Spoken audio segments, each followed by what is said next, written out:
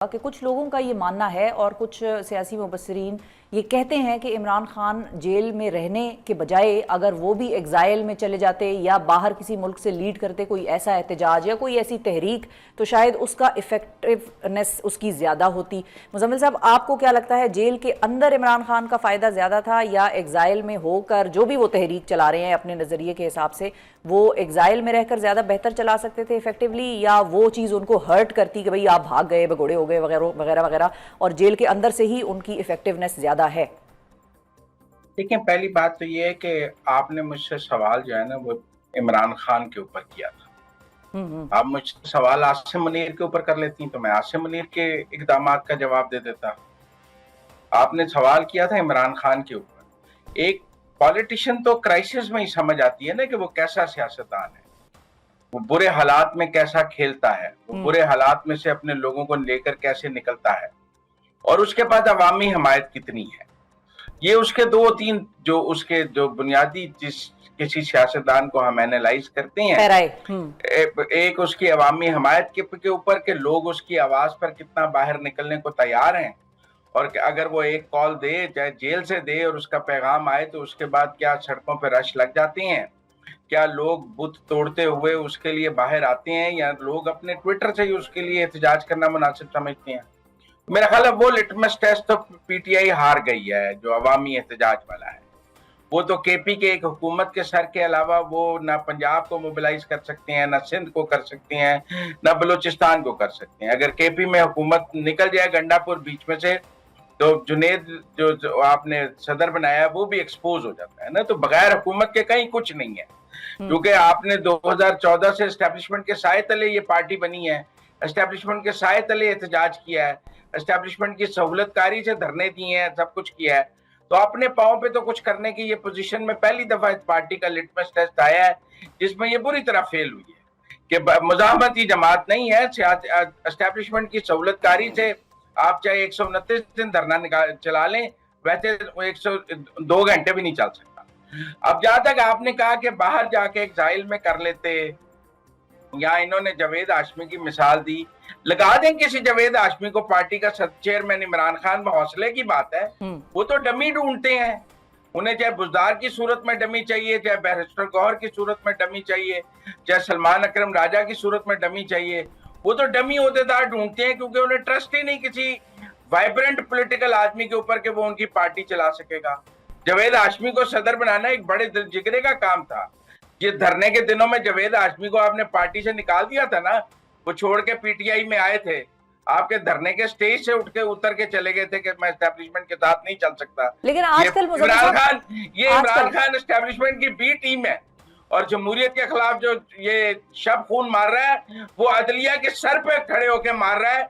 ये जावेद हाशमी ने कंटेनर से भी कहा और कौमी असेंबली में कहा इस्तीफा देके, वो नहीं याद है इनको कि वो जब इमरान खान को एक्सपोज करके गया कि ये एस्टेब्लिशमेंट का एजेंट है और जमहूरियत के खिलाफ साथ ही एस्टेब्लिशमेंट के कंधे कर रहा है, वो भी जावेद हाशमी, वो भी आज के जावेद हाशमी पे आपने कानों में क्या रुई ठोसी हुई है? वो भी जावेद हाशमी ने कहा। मैं आपकी बात के दरमियान बिल्कुल नहीं बोला, आपने अपना मुकदमा रखा।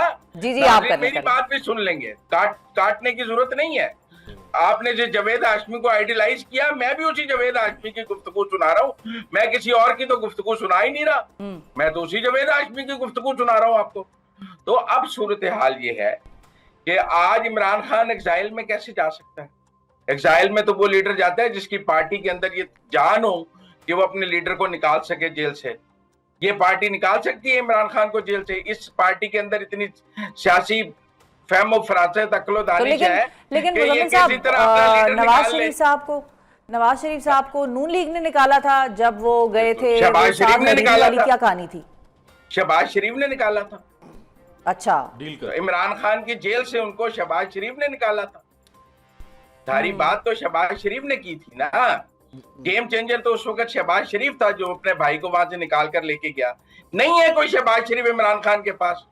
कौन शहबाज शरीफ है? उसकी पार्टी में एक शहबाज शरीफ नहीं है, उसकी पार्टी में एक ख्वाजा आसिफ नहीं है, उसकी पार्टी में एक एहसन इकबाल नहीं है, उसकी पार्टी में एक राना सनाउल्लाह नहीं है। डमीज की पार्टी है, पॉलिटिकल डमीज की। लेकिन मैं तो एक्चुअली बात वो साद हरीरी वाली डील की कर रही थी। गालियां निकालते हैं, आप हिसाब लगाएं। शाह अब्दुल्ला और वो शाह अब्दुल्ला और हरेरी खानदान की डील की बात कर रही है, सवाल तो समझे। पीटीआई में, एक मिनट, अगर पीटीआई में पॉलिटिकल कॉन्शियस के लोग मौजूद हों, जिनका सियासी जमीर जिंदा हो, तो अपने लीडर के ये ट्वीट देकर इज्तिमाई इस्तीफे दे दें कि जा जिसको मर्जी लगा ले। अच्छा, तो लेकिन इस्तीफे देने के बाद वो प्रॉब्लम सॉल्व हो जाएगी जो आप तो कह रहे लीडर हैं की कि तसल्ली तो हो जाएगी ना, जो रोज गालियां निकाल रहे हैं अपने लोगों को, उसकी तो तसल्ली हो जाएगी ना। वो लगा ले हौसलामंद जो उनके पास है, वो लिस्ट भी निकाल के ले आए जो हौसलामंद लोगों की लिस्ट मौजूद है अभी, जिनको टिकटें नहीं दी, जिनको ओहदे नहीं दिए, जिनकी जगह ये कम हौसला लोगों को टिकटें दे दी, जिनकी जगह ये कम हौसला लोगों को ओहदे दे दिए, वो क्यों नहीं दिए उनको 2024 में टिकटें उन हौसलामंद लोगों को, अगर वो मौजूद थे पार्टी के अंदर। लेकिन मुजम्मिल साहब कुछ ये डमियों को क्यों दिए टिकटें? नहीं, लेकिन जो लोग हैं, मिसाल के तौर पे ये जो इबाद फारूक हैं और ये जो सनम जावेद हैं और ये सारे लोग हैं, ये भी तो इसी जमात के हैं ना। फिर हर बंदा तो मजबूत इतना नहीं होता, कुछ भारी होंगे, कुछ सनम जावेद को चेयरमैन किसने रोका है? बना दें इबाद फारूक को सेक्रेटरी जनरल। उसने इतनी काटी है, क्यों बनाया सलमान अकरम राजा को? 1 घंटा जेल नहीं काटी उसने, ना 1 घंटा जेल जाने को तैयार है। ठीक है, वो बेसिकली लीडरशिप के हवाले से बात कर रहे हैं कि इमरान खान साहब को चाहिए कि अगर जी मैं आपका ही कह रही हूँ, ये सलमान अकरम राजा, बैरिस्टर कौर, ये लीडरशिप के नाम ले रहा हूँ, मैं आपका ही कह रही हूँ मुजम्मिल साहब, यूनियन काउंसिल के चेयरमैन के नाम ले रहा हूँ। जी मुजम्मिल साहब, मैं अमीर के पास सवाल लेके जा रही थी, मैं आपका ही बता रही हूँ कि मुजम्मिल साहब ये कह रहे हैं कि जो लीडरशिप इमरान खान ने बनाई है, और पहले कहा जाता था कि कप्तान बहुत अच्छा है और टीम बनाने का माहिर है, उसने टीम ठीक नहीं बनाई, जिसकी वजह से आज वो जेल में। इनको ना सिर्फ सिलेक्टिव जावेद हाशमी पसंद है, इनको सिर्फ वो जावेद हाशमी पसंद है, इनको वैसे वो भी पसंद नहीं है। इनको सिर्फ इतना जावेद हाशमी पसंद है जिसने 2014 के धरने में इमरान खान से इख्तलाफ करते हुए एक खुददार और बाउसूल सियासतदान की तरह रिजाइन किया और बाय इलेक्शन कंटेस्ट किया। इनको वो जावेद हाशमी पसंद नहीं है जिस जावेद हाशमी ने आज नवाज शरीफ के बारे में क्या कुछ कहा हुआ है। इनको वो जावेद हाशमी अच्छा नहीं लगेगा, ये उसको, मुझे तो दोनों जावेद हाशमी पसंद है। वो जावेद हाशमी भी, दरमियान वाला भी और आज का भी। जावेद हाशमी का नजरिया तब्दील नहीं हुआ। वो 12 अक्टूबर के बाद भी जमहूरियत पसंद था, वो 2014 में भी जमहूरियत पसंद था, वो आज भी जमहूरियत पसंद है। बीच में डंडी किसने मारी?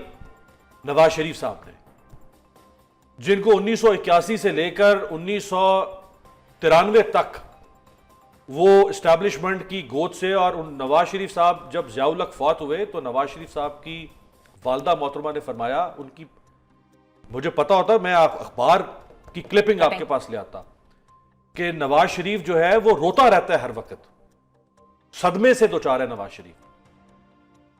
ये पाकिस्तान के कौमी अखबारात में खबरें छपी हैं, जंग नवाए वक्त, कि नवाज शरीफ सदमे से दो चार है। और मोहतरमा बेनजीर भुट्टो को 1988 में जिस नवाज शरीफ ने हुकूमत नहीं लेने दी, बड़ी मुश्किल से जाके जीतने के बावजूद ट्रांसफर ऑफ पावर हुई। नवाज शरीफ 1988 में निगरान वजीर आला भी थे, केयर टेकर चीफ मिनिस्टर थे, और चीफ मिनिस्टर में इलेक्ट हो गए। खुद care taker chief minister election contest कर रहा है और